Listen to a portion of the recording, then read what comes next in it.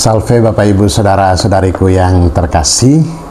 Hari ini kita memasuki Minggu Advent yang kedua. Lilin pertobatan dinyalakan. Lilin yang kemudian mengingatkan kita tentang bagaimana sih persiapan hati dan hidup kita untuk menyambut kelahiran Tuhan. Saudara-saudariku yang terkasih, orang biasa mengatakan begini: ketika persiapannya dilakukan dengan baik, maka orang bisa tahu 50% kegiatan ini akan berhasil.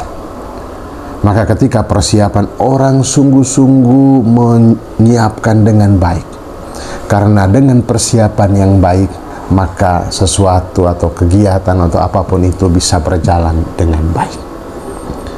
Saudara-saudariku yang terkasih, dan dalam persiapan itu biasanya kalau ada kunjungan tokoh-tokoh besar, maka ada orang yang diutus lebih dahulu untuk ngecek ini dan itu persiapan, dan kemudian memastikan bahwa tokoh yang akan datang sudah disambut atau segala sesuatunya telah siap untuk menyambut tokoh ini.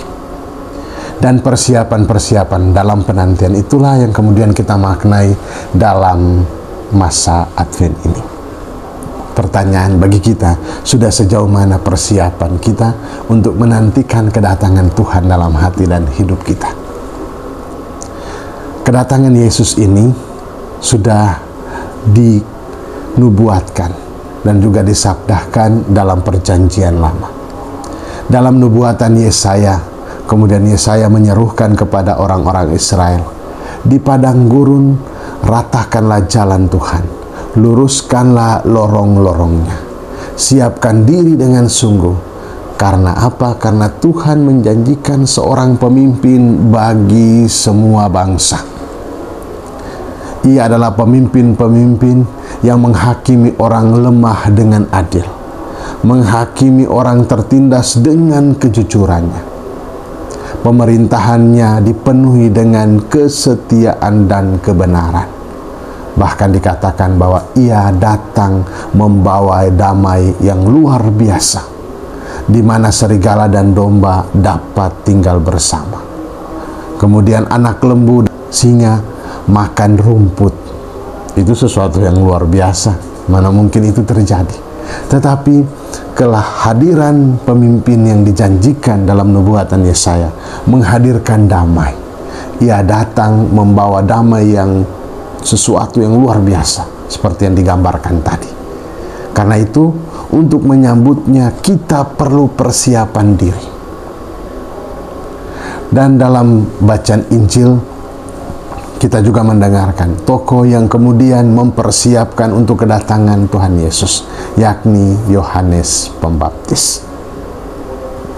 Ia digambarkan sebagai seorang yang memakai bulu unta, ikat pinggang kulit, kemudian makanannya adalah belalang dan madu hutan yang biasa ditemukan di padang gurun. Lukisan ini atau ciri khas ini mengingatkan kita akan Nabi Elia yang telah naik ke surga. Dan bahkan dalam Maleaki dituliskan begini, bahwa sesungguhnya aku akan mengutus Nabi Elia kepadamu menjelang datangnya Tuhan yang besar dan dahsyat. Peran ini terpenuhi dalam diri Yohanes Pembaptis. Kayak ciri-ciri tadi yang disebutkan. Ia mempersiapkan orang-orang untuk menyambut Yesus dengan pertobatan dan memberikan diri untuk dibaptis. Dengan baptisan, Yohanes mengajak umat Israel untuk mengakui bahwa mereka itu adalah orang-orang berdosa dan juga membutuhkan pengampunan dari Allah. Ia membaptis juga orang Farisi, orang Saduki yang menjadi pemimpin orang-orang Yahudi. Dan dalam perjalanan kita baca dalam kitab suci, menjadi kelompok yang sering menentang Yesus.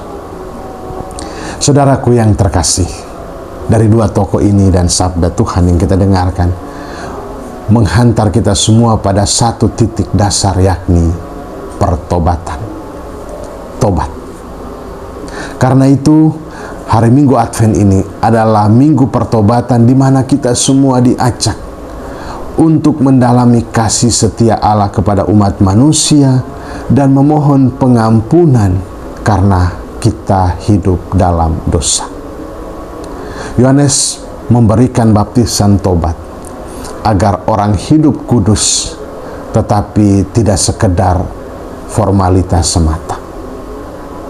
Seruan tobat menjadi begitu penting bagi persiapan diri agar perubahan total itu berasal dari perubahan atau pembaharuan dari dalam hati, kemudian berbuah atau tampak dalam pembaharuan hidup kita dalam perbuatan-perbuatan kita.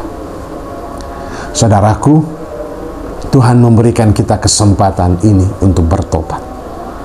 Pakailah kesempatan ini dengan mempersiapkan diri secara sungguh-sungguh. Di banyak tempat mulai minggu kedua ini sudah ada pengakuan dosa bagi umat dalam mempersiapkan Natal. Pakai kesempatan ini untuk memberikan diri kita, memohon belas kasih dari Allah supaya kita dilepaskan dari segala salah dan dosa. Dan juga kita perlu menyadari bahwa kita yang sudah dibaptis tidak secara otomatis pasti selamat. Bertobatlah, karena hidup kita masih sering jatuh dalam dosa, maka butuh pengampunan. Kita juga merasa sebagai anak-anak Abraham, sehingga sebagai anak Abraham dijanjikan oleh Allah bahwa akan selamat. Maka kita juga percaya bahwa kalau saya sudah anak Abraham, tidak perlu tobat lagi, pasti selamat. Tetaplah mempersiapkan diri dengan bertobat. Dengan bertobat, maka kita tidak sekedar menjadi anak-anak Abraham, tetapi kita adalah anak-anak Allah yang disayangi. Pakailah kesempatan ini dengan sungguh untuk bertobat. Karena sebagaimana dikatakan oleh Yohanes dalam Injil, kapak sudah tertancap di akar. Jika kita tidak berbuah, maka akan ditebang. Begitu juga alat penampi sudah ada di tangannya, sehingga memisahkan gandum dan juga jerami. Dan kalau kita tidak memakai kesempatan ini, kita akan ditebang. Begitu juga kita akan menjadi sama seperti jerami yang masuk ke dalam api, dibakar habis.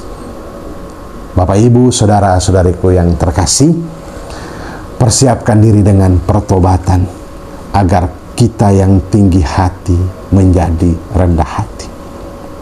Agar hati kita yang berbelok-belok dengan segala tipu muslihat dan kepentingan menjadi hati yang lurus, yang terbuka, dan dengan sukacita menyambut kelahiran Tuhan yang datang menyelamatkan, yang datang membawa damai.